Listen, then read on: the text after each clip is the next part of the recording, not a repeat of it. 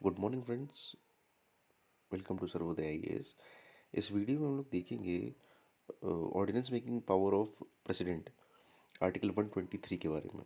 आप लोग इस चैनल को सब्सक्राइब कर लें और अपने फ्रेंड्स में शेयर करें। देखिए, ऑर्डिनेंस मेकिंग पावर है आर्टिकल 123 में। ठीक है, प्रॉब्लम्स में अक्सर पूछा जाता है आर्टिकल आर्टिकल 123 में। अच्छा, होता क्या है कि इंडियन पार्लियामेंट में 3 सेशन होते हैं, 3 सेशंस। बजट जो कि सबसे बड़ा सेशन है, देन आपका monsoon session, then winter session. ठीक है, इन सेशंस के बीच में जो रिसेस का पीरियड होता है, ठीक है, इसमें अगर कोई इमरजेंसी सिचुएशन आती है, तो उससे डील करने के लिए प्रेसिडेंट को ऑर्डिनेंस मेकिंग पावर का पावर दिया जाता है। ठीक है, आप एक लॉ बनाइए और उस सिचुएशन से आप डील कर लीजिए। ठीक है, 123 of the constitution empowers the president to promulgate ordinance during the recess of parliament. Recess क्या है ये आपको बता दिया। ठीक है, आगे देखते हैं। It has the same force as an act of parliament but are in temporary laws. जब भी सेशन में वापस आएंगे, इसको एज अ उसको बिल की तरह पेश करना है दोनों हाउसेस में और इसको पास कराना है।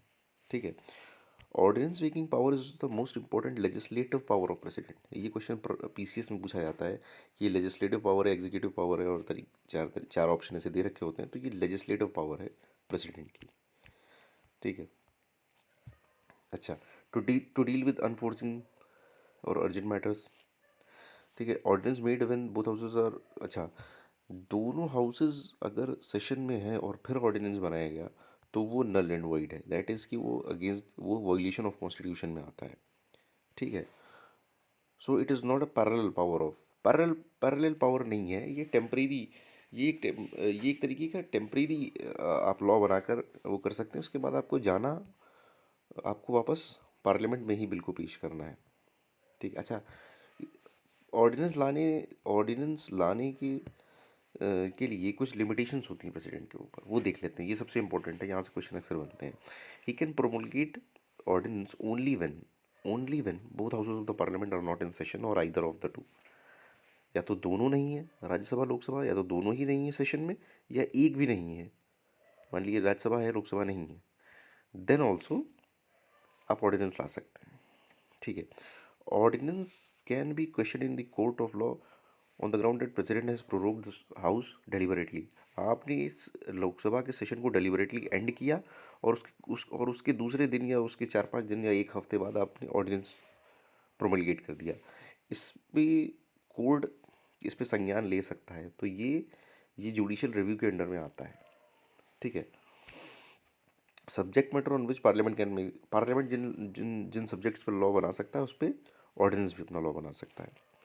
ऑर्डिनेंस कैन नॉट अब्रिज और टेक अवे फंडामेंटल राइट। जिस तरीके से फंडामेंटल राइट का उल्लंघन नॉर्मल जो एक्ट पास होते हैं पार्लियामेंट में, उसमें अगर किसी किसी का फंडामेंटल राइट का उल्लंघन हो रहा है किसी टाइप का, तो आर्टिकल 32 के थ्रू सुप्रीम कोर्ट इसको नल एंड वाइड घोषित कर सकता है उस एक्ट को। इसी तरह ऑर्डिनेंस को भी वो नल एंड वाइड घोषित कर सकता है अगर वो किसी फंडामेंटल राइट या का उल्लंघन कर रहा है। ठीक है, every ordinance issued by president during the recess of parliament must be laid before the both houses of parliament. हाँ, ये देख लीजिए। देखिए, मैक्सिमम जो लाइफ हो सकती है, अगर वो पार्लियामेंट में दोनों हाउसेस में पास नहीं हो रहा है, तो मैक्सिमम लाइफ एक ऑर्डिनेंस की होती है 6 मंथ और 6 वीक। ये देखिए, 6 मंथ कैसे, दो हाउसेस की, ये मैक्सिमम की बात हो रही है।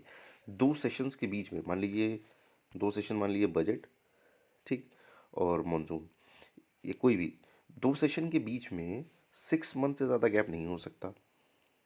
ठीक है, तो मान लीजिए कि सेशन एंड होते ही एक एक ऑर्डिनेंस प्रोमलगेट हो गया, तो वो मैक्सिमम क्या है, 6 मंथ के अंदर अंदर आपका दूसरा वो आ जाएगा। 6 मंथ में आपका दूसरा सेशन आएगा और उसमें आपको, तो और जिस दिन से सेशन स्टार्ट हो रहा है नेक्स्ट, वहाँ से लगा के 6 वीक के अंदर आपको बिल बना के पेश करना है।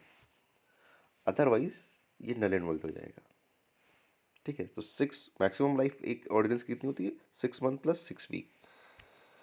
अच्छा, द एक्ट, अच्छा अगर ये नल एंड वॉइड हो भी जाता है तो act done before it ceases to operate will be fully valid, और वो एक्ट जो कुछ भी है वो फुल्ली वैलिड रहेंगे। ठीक है। अच्छा, president can withdraw ordinance any time. अच्छा, प्रेसिडेंट जो है वो चाहे प्रोमलगेट करना हो और चाहे विड्रॉ करना हो ऑर्डिनेंस को, ये डिसीजन डिस्क्रिशनरी नहीं होता है, मतलब अपनी मर्जी से नहीं करता है प्रेसिडेंट, उसके पीछे उसको सीओएम से डिस्कस करना होता है, that is council of ministers, council of ministers. ठीक है, डिस्क्रिशनरी पावर पे एक दूसरा वीडियो बनाएंगे, लेकिन यहाँ पे आप देखिए कि सीओएम से डिस्कस करके ही आप प्रोमलगेट और विड्रॉ कर सकते हैं। He works, president works on the advice of council of ministers headed by prime minister.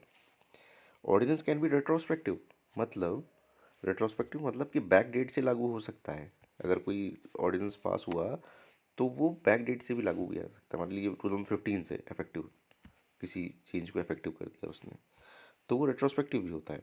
It में मॉडिफाई और रिपील एनी एक्ट, अच्छा ये देखिए ये इंपॉर्टेंट है, यहाँ से क्वेश्चन बनता है। इट में मॉडिफाई और रिपील एनी एक्ट, किसी एक्ट को मॉडिफाई कर सकता है या रिपील कर सकता है। ठीक है, और ये किसी ऑर्डिनेंस को मॉडिफाई या रिपील कर सकता है, ऑल्टर कर सकता है टैक्स लॉस को। ठीक, लेकिन लेकिन ये तो आप नॉर्मल एक्ट से कर लेते हैं बिल पास करा के, but it can not amend the constitution, ये सबसे इंपॉर्टेंट है। कॉन्स्टिट्यूशन को अमेंड नहीं कर सकता ऑर्डिनेंस, कॉन्स्टिट्यूशन को अमेंड करना है तो कॉन्स्टिट्यूशनल अमेंडमेंट बिल पास करना होगा। ठीक है, कॉन्स्टिट्यूशनल अमेंडमेंट बिल अभी तक टोटल 105 के आसपास पास हुए हैं। ठीक है, उस तरीके से आपको कॉन्स्टिट्यूशनल अमेंडमेंट बिल पास कराना होगा। ठीक है, अच्छा इससे रिलेटेड अब जब मेंस का आंसर लिखते हैं आप पॉलिटी का, तो उसमें किसी उसमें आप कोट कर सकते हैं किसी थिंकर के बारे में या क्या और उसने बोला है, और सुप्रीम कोर्ट की रूलिंग इंपॉर्टेंट होती है। तो बी आर अम्बेडकर साहब बोलते हैं इसके बारे में, this mechanism of issuing ordinance has been devised in order to enable the executive to deal with the situation that may arise suddenly or immediately। ठीक है, यही इसी बेसिस पे ही, अच्छा आप देखेंगे कि डेमोक्रेटिक नेशन में, कंट्रीज़ में ऑर्डिनेंस पावर बहुत कम मिलता है, क्योंकि ऑर्डिनेंस पावर एक एक ऐसा पावर देता है कि वो रिसेस के दौरान कुछ भी बिल पास कर दे। तो ये एक बहुत अच्छा, डेमोक्रेसी में ये बहुत अच्छी चीज़ नहीं मानी जाएगी, लेकिन ये इसलिए डाल दिया है कि इमीडिएट की ऐसी सिचुएशन आती है इमरजेंसी की, तो उससे डील करा जा सके। ठीक है, जो सुप्रीम कोर्ट वाधवा केस में कहता है, बिहार में एक बिल को एक बिल को 1967 से 81 तक कंटिन्यूअस रिप्रोमलगेट किया गया, उसके ऊपर सुप्रीम कोर्ट की रूलिंग आती है 1987 में, that successive repromulgation of ordinance with the same text without any attempt to get the bill pass by assembly is violation of constitution. क्या हुआ, successive repromulgation violation of constitution में आता है। एक दो बार तक ठीक है, उसके बाद आप बिल पेश कीजिए और उसको पास कराइए। ठीक है भाई, पार्लियामेंट्री फॉर्म ऑफ गवर्नमेंट में क्या है, पार्लियामेंट्री फॉर्म ऑफ गवर्नमेंट में बिल आपको कोई भी लॉ बनाना है, आपने एक बिल पेश किया हाउस में, उस पर डिस्कशन होगा, या तो वो सेलेक्ट कमेटी के पास चला जाएगा। ठीक, सेलेक्ट कमेटी के पास चला जाएगा, उसके बाद प्रॉपर वोटिंग होगी, बिल पास हो जाता है तो दूसरे हाउस में जाएगा, और वो प्रोसीजर फिर से उस हाउस का प्रोसेस होगा, और इस तरीके से आपका एक्ट बन जाता है। ठीक है, ये तरीका है पार्लियामेंट्री फॉर्म ऑफ गवर्नमेंट में।